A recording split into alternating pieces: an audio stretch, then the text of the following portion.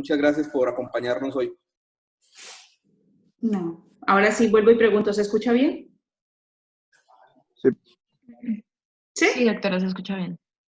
Gracias. Bueno, no, gracias por supuesto a Alden y a todo el equipo de cirugía por invitarme. A mí me satisface mucho cuando percibo que cada vez nos sensibilizamos más con el dolor y con el sufrimiento, digamos, de los pacientes con cáncer. De lejos, pues el dolor es uno de los síntomas más frecuentes en los pacientes con cáncer y decidimos ponerle este nombre a la presentación porque quisiéramos generar conciencia de que no solamente tiene, digamos, derecho a tener dolor el paciente con cáncer que tiene una enfermedad avanzada. Básicamente, en cualquier momento de la enfermedad, el paciente tiene una alta probabilidad de cáncer. Me imagino entonces que alcanzaron a ver algunas de estas diapositivas sin audio. Entonces, vamos a repetir, digamos, un poco rápido en aras del tiempo. 38% de los pacientes con cáncer reporta dolor en algún momento de la enfermedad. Vuelvo y les digo, no solamente es el paciente que tiene una enfermedad avanzada. A veces no pensamos que el paciente que va hacia una curación y que está recibiendo quimio, radio o quimio y radio simultáneas, pues, ¿por qué le duele si se va a curar? Pues el 32% de los pacientes que están en tratamiento con intención curativa tiene dolor. Por supuesto, si la enfermedad avanza, pues este número aumenta y hasta el 60% de pacientes con enfermedad metastásica tiene dolor. Más adelante lo vemos un poco, pero los pacientes en fin de vida, hasta el 80% de los pacientes que están en fin de vida por cáncer tiene dolor. Pero tal vez una de las 2 o 3 cosas que yo quisiera dejar como mensaje para llevarse a la casa es que los pacientes que sobreviven al cáncer tienen dolor. Aproximadamente 3 de cada 10 sobrevivientes queda con dolor. Y a veces pensamos que el paciente que sobrevive no tendría por qué dolerle. Ahora vamos a ver que al paciente que sobrevive le sobran razones para tener dolor.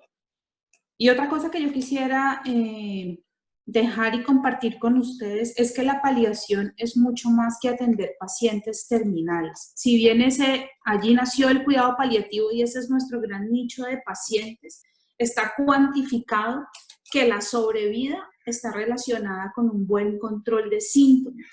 Es decir, es obvio que el paciente abandona los tratamientos o porque la polineuropatía no lo deja caminar o porque le dio una mucositis horrorosa o porque tiene unos efectos adversos intolerables. Entonces, hay que pensar que las intervenciones por un equipo multidisciplinario de soporte oncológico, de cuidado paliativo, como usted lo quiera llamar, es válido casi que desde el diagnóstico hasta el final de la vida, por supuesto.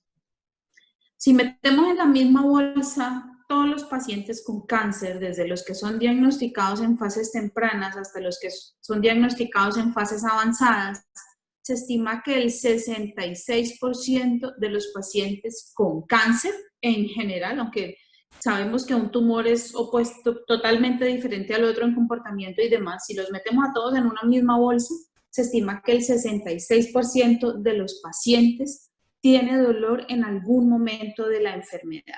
Cuando a un paciente con cáncer le duele algo, lo más probable es que ese dolor esté directamente relacionado con la enfermedad, 73%. Si no está relacionado con la enfermedad, está relacionado con el tratamiento, en el 17% de los casos. Y lo más importante para recordar, por supuesto, no son las estadísticas, sino llevarse en la cabeza que lo menos probable es que el paciente con cáncer que tiene dolor tenga un dolor no relacionado con la enfermedad. Es decir, si el señor con cáncer de pulmón tiene un dolor lumbar, lo menos probable es que sea una enfermedad facetaria. Lo más probable es que tenga una metástasis ósea, por ejemplo. Es lo menos probable cuando el paciente con cáncer tiene dolor o se incrementa su dolor basal. Lo menos probable es que ese dolor o ese incremento del dolor no esté relacionado con la enfermedad. Desde el punto de vista neurobiológico, La nocicepción es un proceso neural muy bien comprendido, muy bonito, muy bien estudiado, que comienza, por supuesto, en la periferia. Los nociceptores, que son las terminaciones de las fibras A delta y fibra C, tienen la capacidad, es decir, el dolor es un fenómeno evolutivo. El hecho de que tengamos tan afinado cómo percibimos y cómo comprendemos el dolor nos ha hecho evolucionar como especie. El hecho de que yo sepa interpretar qué significa un dolor en el lado izquierdo del tórax irradiado al brazo opresivo me ha permitido correr a la clínica y no morirme de un infarto en la casa. Los nociceptores tienen la capacidad de transformar los estímulos, por ejemplo, los estímulos químicos o térmicos en estímulos eléctricos que pueden viajar a lo largo del sistema nervioso central, pasar por el tálamo es el centro integrador de todas las sensaciones, y llegar a la corteza somatosensorial, que es el momento en el que yo me doy cuenta de que algo me está doliendo.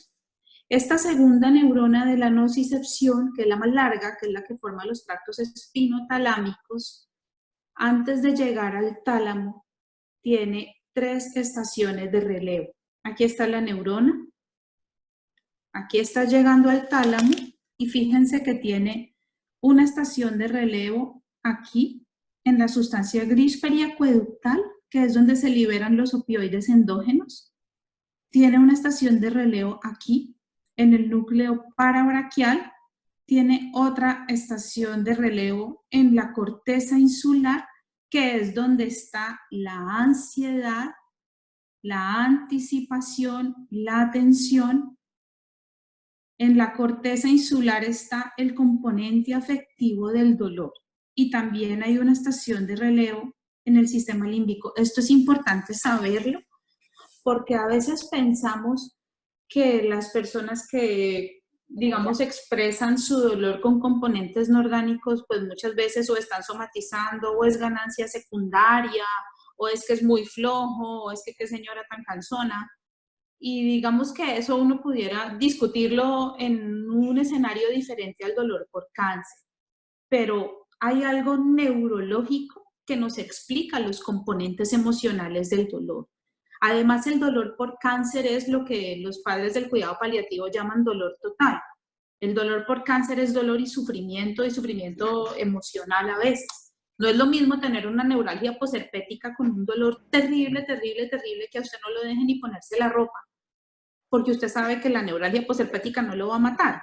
Otra cosa es tener un cáncer de colon y empezar a sentir que el dolor aumenta y aumenta y aumenta, porque seguramente el paciente comprende que el incremento del dolor se relaciona probablemente con progresión de la enfermedad.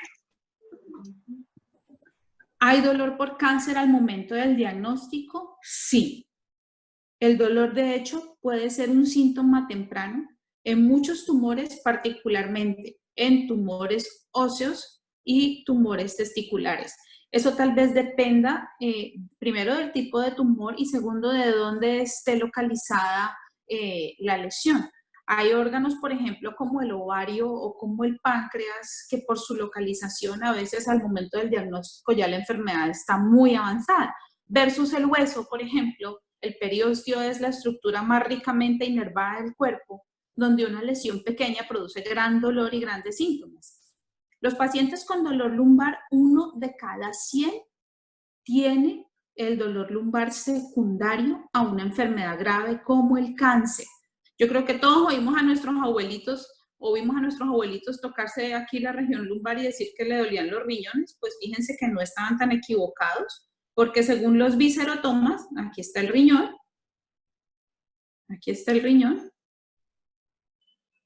y esta es la clásica irradiación de un dolor visceral originado en el riñón. Entonces, así el 1% de los dolores lumbares sean pocos, recuerden que el 85% de la población tendrá dolor en algún momento de su vida, dolor lumbar en algún momento de su vida. Entonces, si pensamos en que tanta gente va a tener dolor lumbar, no van a ser pocos los que tengan dolor lumbar como primera manifestación de una patología maligna. Esta es una publicación de finales del año pasado, de Lancet Oncología, donde tomaron 20 síntomas para forma de presentación del cáncer. Si ustedes se fijan, acá hay 20 síntomas y cada síntoma tiene 2 barritas. La barrita de la izquierda significa cuando ese síntoma fue la única forma de presentación y la segunda barrita era cuando hacía parte de otros síntomas. Azul claro, tumores en estadio 1 a 3, azul oscuro, tumores en estadio 4. Entonces, veamos cómo, por ejemplo, el dolor abdominal, el dolor pélvico, el dolor lumbar, como les decía, y el dolor torácico son entre 20 síntomas, 4 son dolor, relacionados con el primer síntoma que presenta el paciente antes de saber que tiene cáncer. Una vez tenemos el diagnóstico y el paciente entra en un tratamiento oncológico con intención de cura, también puede haber dolor. Ustedes, por supuesto, saben mejor que nosotros que la quimioterapia es poliquimioterapia prácticamente siempre. Entonces, si el paciente no solamente está recibiendo oxaliplatino, sino que además está con paclitaxel, imagínense, básicamente 9 de cada 10 pacientes que están en tratamiento con oxaliplatino van a tener polineuropatía por quimioterapia. Y aquí estamos hablando de dolor, pero recordemos que las polineuropatías pueden ser motoras y sensitivas. O sea, el paciente a veces no solamente tiene dolor, sino que tiene una cuadriparesia, tiene una franca debilidad que no lo deja moverse. Y las polineuropatías tienden a ser distales, entonces son pacientes que tienen debilidad en las manos, entonces no se pueden cepillar los dientes, no se pueden abotonar. Sí, son cosas bastante impactantes en la calidad de vida de los pacientes. Bortezomib, que es el pilar del tratamiento del mieloma múltiple, prácticamente la mitad. Combinación de taxano y platino, prácticamente 8 de cada 10 pacientes. Y taxano y platino es combinación para muchísimos tumores, cáncer de seno, por decir alguno. Durante el tratamiento también los pacientes muchas veces presentan mucositis y estomatitis. Yo los invito a que todos recuerden alguna vez que hayan tenido un sapito, como dicen las mamás, o hayan tenido un herpes labial, un herpes simple. ¿Cómo duele eso? Imagínense cómo duele una estomatitis, cómo duele una mucositis. Y eso es causa de abandono del tratamiento muchas veces. Pacientes que son llevados a trasplante de médula ósea, 75% harán mucositis. En quimioterapia normal, de la convencional, hasta la mitad van a hacer mucositis. La inmunoterapia, que es lo que está marcando la parada ahora, 66% harán mucositis. Y radioterapia de tumores de cabeza y cuello. A propósito, hoy es el Día Mundial de la Prevención de los Tumores de Cabeza y Cuello. 85% de los pacientes que son llevados a radioterapia por lesiones de cabeza y cuello hacen mucositis. Esta es una paciente de nuestro programa de cuidado paliativo aquí en la clínica Sebastián de Belalcázar. Y recuerden que además la mucositis, ella duele y además ella se sobreinfecta y la cosa se pone peor. Entonces, que al paciente que está en un tratamiento curativo le van a doler cosas, claro que sí. Y la mucositis se comporta diferente cuando es por quimioterapia a cuando es por radioterapia. Ustedes, como les digo, también estarán de acuerdo en que los efectos de la radioterapia son un poco más larvados, pero también duran más tiempo. La fisiopatología de la mucositis por quimioterapia pues son las células de alto recambio, entonces por eso se comporta de esta manera, se comporta parecido a cómo se comporta, por ejemplo, la aplasia medular o la inmunosupresión, versus la mucositis por radio, que tiene un curso mucho más larvado que puede llevar al paciente con síntomas hasta 2 meses después de haber terminado su radioterapia. En la medida en que la enfermedad avanza, el dolor va teniendo una incidencia mucho más alta. Esto es síntomas en enfermedades terminales varias. El primero es cáncer. Y aquí en azul vemos como más del 80% de los pacientes con enfermedades terminales tienen dolor. Por supuesto que estos pacientes ya terminales son plurisintomáticos. Como ustedes ven, no es solo dolor, es fatigas, disneas, náusea y vómito, pero según muchas publicaciones, el dolor es el síntoma más frecuente. Según otras, es la fatiga, pero por ejemplo esta que trajimos, que es el New England Journal del 2015, nos dice qué es el dolor.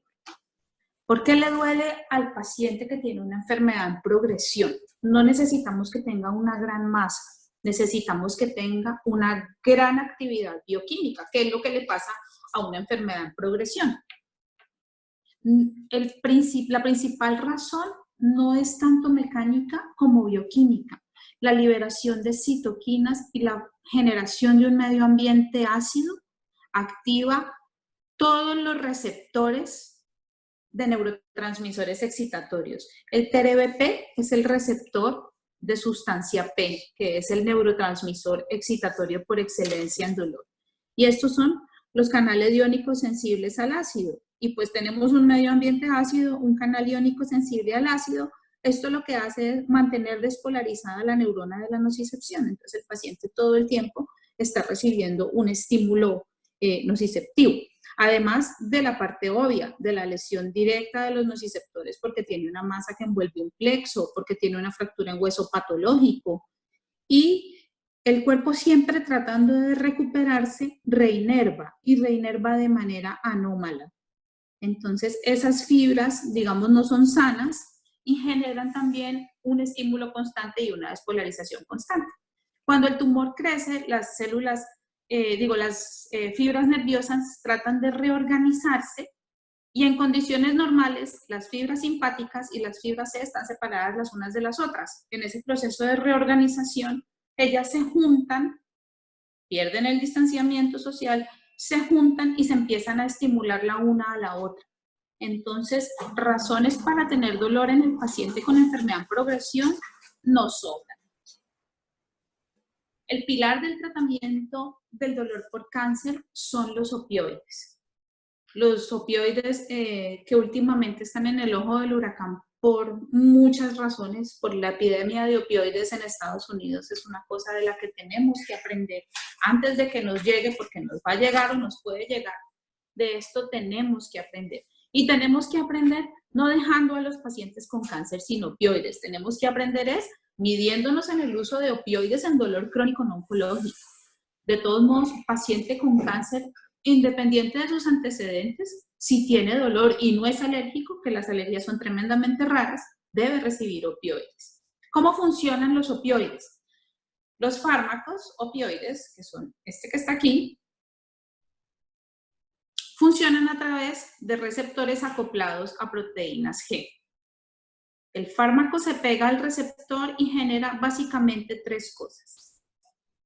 Aumento de la permeabilidad al potasio, entonces hiperpolariza la neurona y el estímulo nociceptivo no avanza hacia la corteza somatosensorial.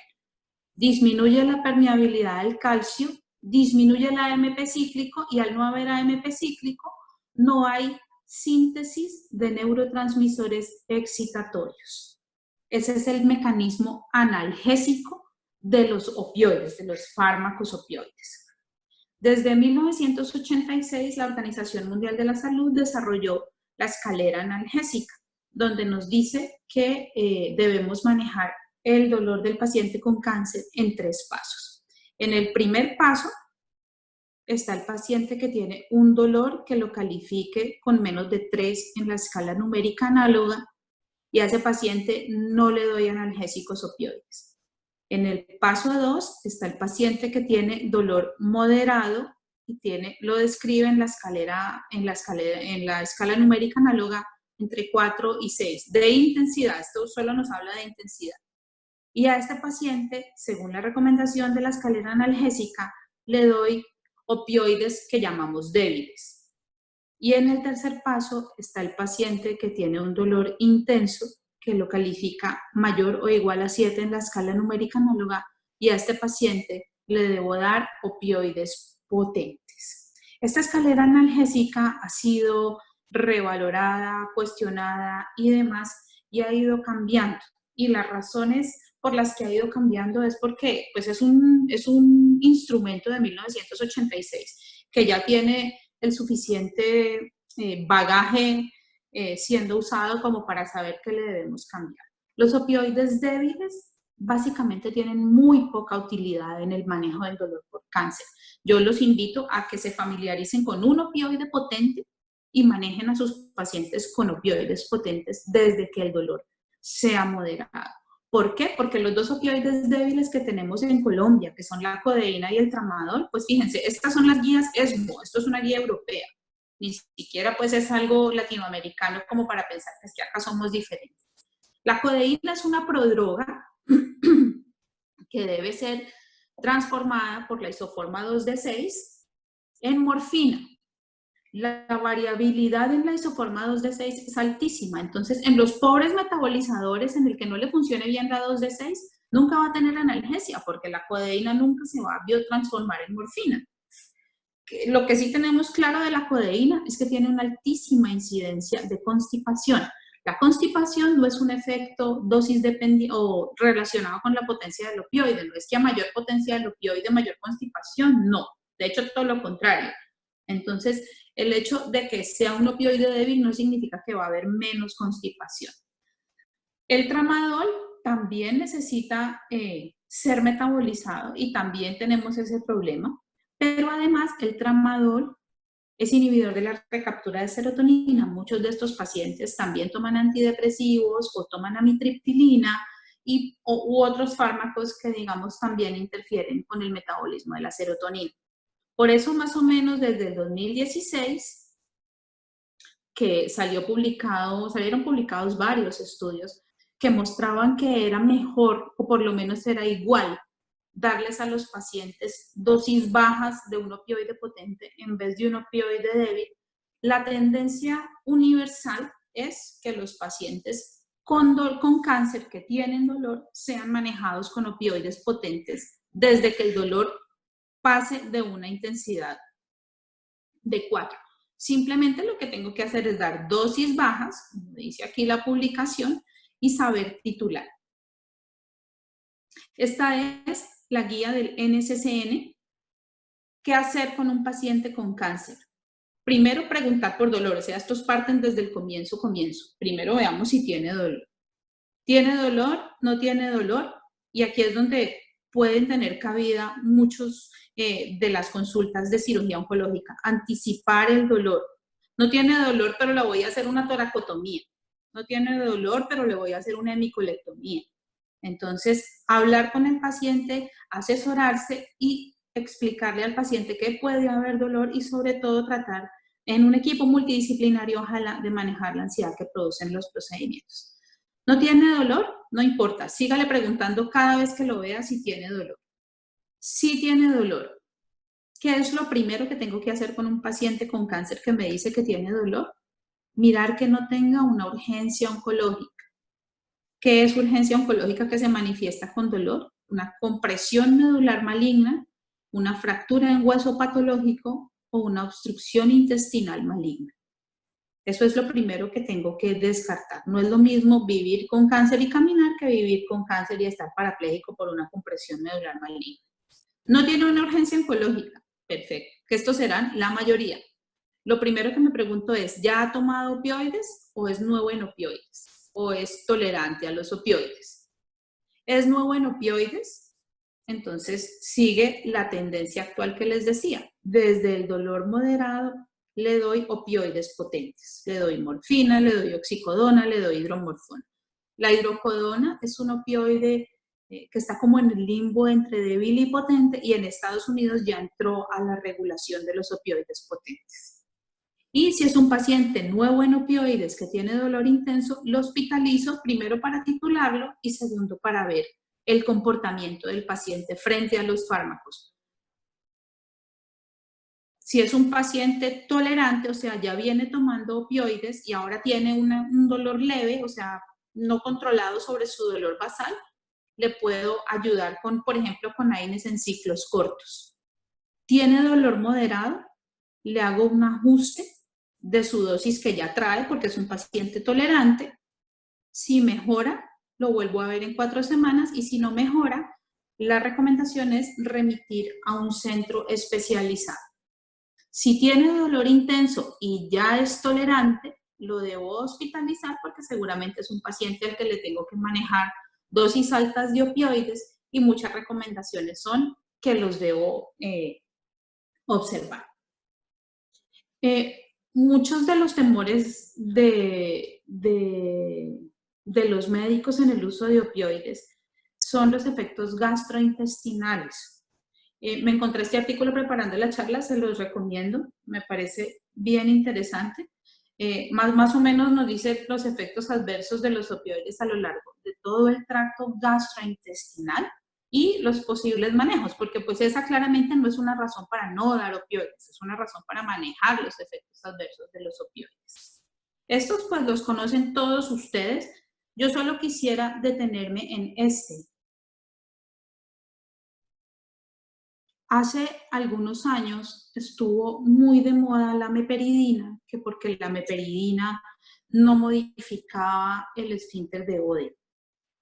Lo que dice esta publicación, que me pareció bastante buena, es que los opioides todos, es un efecto de clase, aumentan la frecuencia de contracción del esfínter, más que el tono en sí, aumentan la frecuencia de contracción y lo hacen todos los opioides. La meperidina es un opioide que en ninguna guía de dolor por cáncer, no está en el NCCN, no está en la guía de ESMO, no está en NICE, no está en la guía australiana, no está en ninguna guía de manejo de dolor por cáncer porque la meperidina, primero, tiene un alto riesgo de abuso y segundo, tiene un metabolito que es la normeperidina que aumenta el riesgo de convulsiones. Entonces, si el tono, o sea, si la frecuencia de contracción del esfínter es la misma con todos los opioides, pues, ¿qué sería preferible? Utilizar un opioide que no tenga un efecto adverso que no tienen los demás, que es la acumulación de un metabolito que puede producir convulsiones. Por supuesto, ustedes saben que los opioides retardan el vaciamiento, de ahí una de las razones por las que producen náusea y vómito. Incrementan la absorción de agua, una de las razones por las que los pacientes pueden hacer constipación y heces caprinas, y aumentan ahí sí el tono del esfínter anal, cosa que no pasa con el esfínter de Oddi. Y por eso muchos de los pacientes tienen sensación de evacuación incompleta. Entonces, moraleja, no es no dar opioides, sino casi que todos los pacientes que reciben opioides deben recibir laxantes. Manejo de náusea y vómito es cuestionado si debe ser profiláctico, pero en general en cáncer sí, porque los opioides no es la única razón por la que estos pacientes tienen náusea y vómito. El abuso, que ha sido la razón por la que los opioides se han hecho famosos, tristemente famosos, realmente en cáncer no es mucho. Se estima que 18% de una población grande de esta revisión sistemática presentó algún comportamiento anormal con el uso de opioides. La recomendación no es que al paciente que abuse no se le den opioides. Al paciente que abuse hay que darle opioides que se puedan dar en un paciente que abusa y, por supuesto, acompañados de un psiquiatra. Pero también al paciente que tiene antecedente de abuso, que tiene cáncer y tiene dolor, hay que manejarlo con opioides.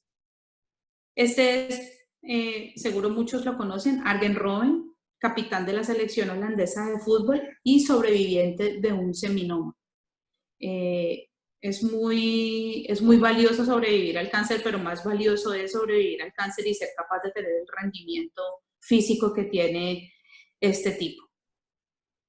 Estados Unidos tiene en este momento más de 12 millones de sobrevivientes de cáncer. Entonces, hasta hace poquito no se sabía qué hacer porque no había muchos sobrevivientes y no había la población suficiente para, digamos, legislar sobre ellos. Ya tenemos guías de ASCO para el manejo de los pacientes sobrevivientes que tienen dolor. ¿Por qué le queda doliendo al paciente que sobrevive? Pues le sobran razones.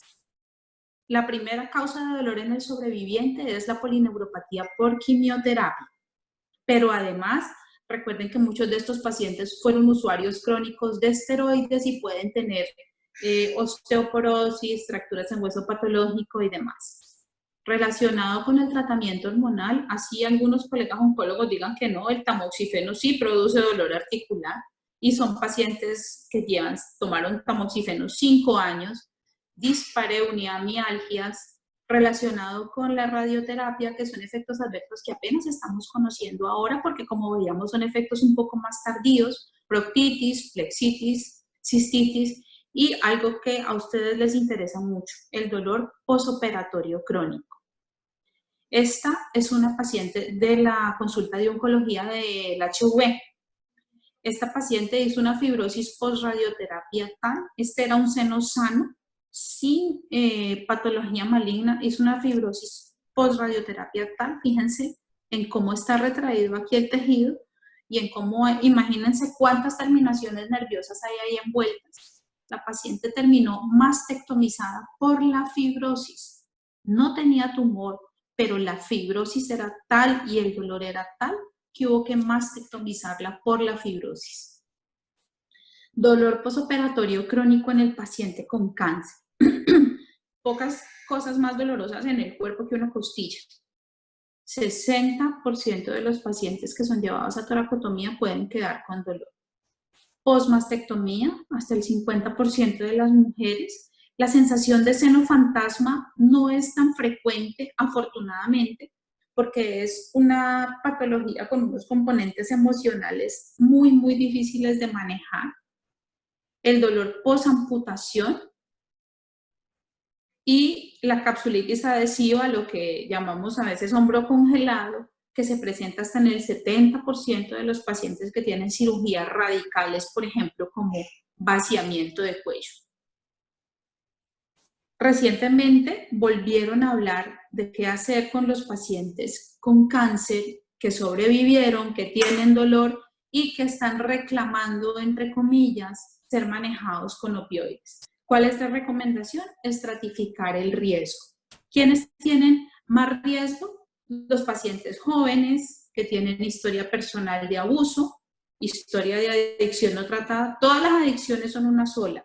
El circuito dopaminérgico de la recompensa se comporta igual con los opioides, con el juego, con la cocaína, con el alcohol, con cualquier cosa. Los jóvenes son los que más riesgo tienen de abuso y los que menos riesgo tienen son los adultos mayores, no fumadores, con una buena red de apoyo. Fíjense que ser fumador es factor de riesgo, incluso desde el riesgo moderado. Todas las adicciones son una sola. En resumen, el 40% de los pacientes con cáncer tiene dolor en el momento del diagnóstico. El 32% de los pacientes que están en tratamiento tiene dolor. El 52% de los pacientes con enfermedad metastásica tiene dolor. Y el 80% de los pacientes que van a morir a consecuencia del cáncer tienen dolor en la fase de fin de vida. Y en la mitad de todo esto están los sobrevivientes. Recuerden que el 30% de los sobrevivientes tendrá dolor. Entonces, la invitación es a que si tienen uno de sus pacientes que ya lo llevan en seguimiento durante varios años y sigue con dolor, pues de pronto nos lo remitan o le empiecen a buscar causas como dolor postoracotomía, postmastectomía, polineuropatía, que sabemos que son las causas más frecuentes de dolor en el sobreviviente. Hay un libro que me encanta que se llama El emperador de todos los males y es la historia de la oncología. De ahí el autor referencia este libro y la autora de este libro es una mujer que sobrevivió al cáncer de seno y dice que lo más profundamente temido no es el sufrimiento como tal, sino el sufrimiento que degrada. Cuando un paciente con cáncer nos pide la eutanasia porque nos ha pasado, no nos pide la eutanasia porque tiene cáncer, nos pide la eutanasia porque el cáncer lo hace sufrir. Hay formas de controlar el sufrimiento no se va a ir del todo porque la enfermedad no se va a ir del todo, pero se puede modular lo suficiente como para que el paciente no tenga que tomar la decisión desesperada de solicitar la eutanasia. Muchas gracias.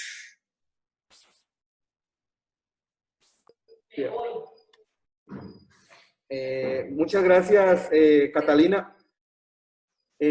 Ahora iniciamos la sesión de preguntas. Si alguien tiene algún comentario o alguna pregunta, lo puede hacer ahora. Sí, buenos días. ¿Qué más, Alden? La profe. Hola Catalina, no, muchas gracias por compartir Hola, Omar. este tema tan importante. Yo creo que una de las cosas que veo yo con mucha preocupación es el aislamiento emocional del médico ante el paciente, Sí, donde cree que solo es un cáncer gástrico, un cáncer de seno, y no se pregunta las demás situaciones que lo circundan, su familia, su apoyo, su entorno. mm, Esto es un componente multifactorial donde necesitamos que también participen los psicólogos, los psiquiatras. Estas personas tienen depresión y con depresión sí, cualquier cosa se magnifica, pero nosotros no tenemos esa sensibilidad. Eso es lo que a mí me ha preocupado desde hace mucho rato. Cuando tenemos la oportunidad de un paciente de estos hay que hacerle, yo por lo menos desde hace mucho rato, hace muchos años, Catalina pues, lo sabe, utilizo la neurisis del prejo celíaco con alcohol. Estos pacientes sí. con cáncer del tubo digestivo, que son pues, que uno ya sabe pues que su probabilidad de vida es muy corta. Las otras Mm, situaciones son, además del manejo del dolor en su entorno, la literatura, la música, una cantidad de actividades que hacen que la vida de la persona sea más amena, ¿no? de acuerdo. Creo que eso necesitamos una unidad multidisciplinaria, con músicos, con psicólogos, con trabajo social, eh, para este grupo de pacientes, ¿no? La otra situación que me preocupa ya específicamente es el utilizo de los narcóticos sin... cada ratito llegan los pacientes impactados, ¿no? Dan morfina y no dan un laxante tipo bisacodilo. No sé por qué la razón, pues. Muy buenos para dar morfina, pero se les olvida pues el efecto adverso de la constipación. Y no, eso era todo. Muchas gracias, Catalina, muy querida. No, gracias a ti, Omar. Sí, de hecho, por eso tantas veces les decía que esto debe ser un equipo multidisciplinario, porque claramente al médico le desborda tener que manejar la familia, el paciente, los síntomas físicos, los síntomas psicológicos, y pues más a veces quienes trabajamos con este tipo de pacientes tratamos como de acercarnos poco, y eso tal vez no sea malo, eso tal vez es una conducta protectora que la hacemos pues inconscientemente. O sea, si usted hace esto una vez, bien, pero si usted lo hace 5 años, 10 años, 15 años, pues en algún momento mucha gente toma esa conducta protectora, sobre todo cuando trabaja solo. Si usted trabaja en un equipo multidisciplinario donde su colega le puede ayudar, donde tiene psicólogo, donde tiene psiquiatra, donde hay un trabajador social, como dices, pues la carga emocional para el médico es menor. Eh, Sí, de hecho, pues estamos intentando constituir un grupo multidisciplinario en el hospital. En eso estamos y pues todo lo bueno que vayamos logrando se los iremos contando también. Listo. El doctor Jaime Rubiano prendió el micrófono. Profe, ¿tiene alguna pregunta o alguna intervención que hacer? Bueno, buenos días. Primero, creo que es importante el tema, no hay ninguna duda, pues en la epidemia, digamos que hay una epidemia de dolor por cáncer, eso lo tenemos muy claro. Mire, en la práctica que yo hago, especialmente ahora que no estoy en el hospital, hay un dato que no se tocó en la conferencia, pero que lo veo frecuentemente, es decir, todo el mundo conoce la escala del dolor, la escalera del dolor de la Organización Mundial de la Salud y todo el mundo cree que maneja bien el concepto, pero en la práctica no lo es. No todo el mundo tiene disponibilidad de un equipo de manejo paliativo, de cardiólogos, no lo tiene. Entonces, ¿qué pasa? Me sorprende sobremanera que quien maneja esto, que son los médicos generales, porque la mayoría de las EPS lo tienen así, manejan esto con unas dosis homeopáticas que no le hacen ningún efecto a los dolores de estos pacientes. Yo estoy seguro que es por miedo, por temor, por los efectos secundarios que pueden producir, pero uno ve dar tramadol 3 gotas cada 8 horas, morfina 2 gotas, 5 gotas, a pacientes que son a adultos que toleran todo, pues la dosis necesaria.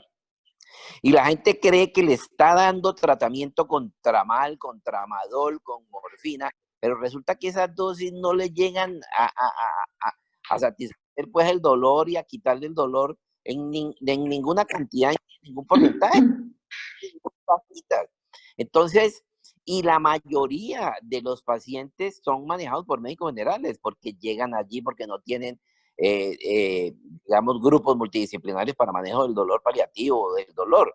Entonces, no sé, hay que hacer algo porque los médicos tienen que saber que eso hay que dar 10, 15 gotas cada 8 horas, cada 6 horas, etcétera, que esto se puede, se debe hacer. Y como ellos son los que más manejan, pues, a ellos hay que, de alguna manera, instruirlos para que hagan esta, o sea, sí,